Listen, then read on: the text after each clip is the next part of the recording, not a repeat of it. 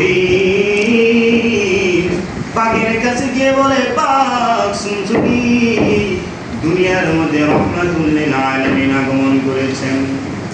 বাঘ গিয়ে হরিণের কাছে গিয়ে বলে হরিণ শুনছুনি রহমাতুল লিল আলামিন দুনিয়াতে আগমন করেছে।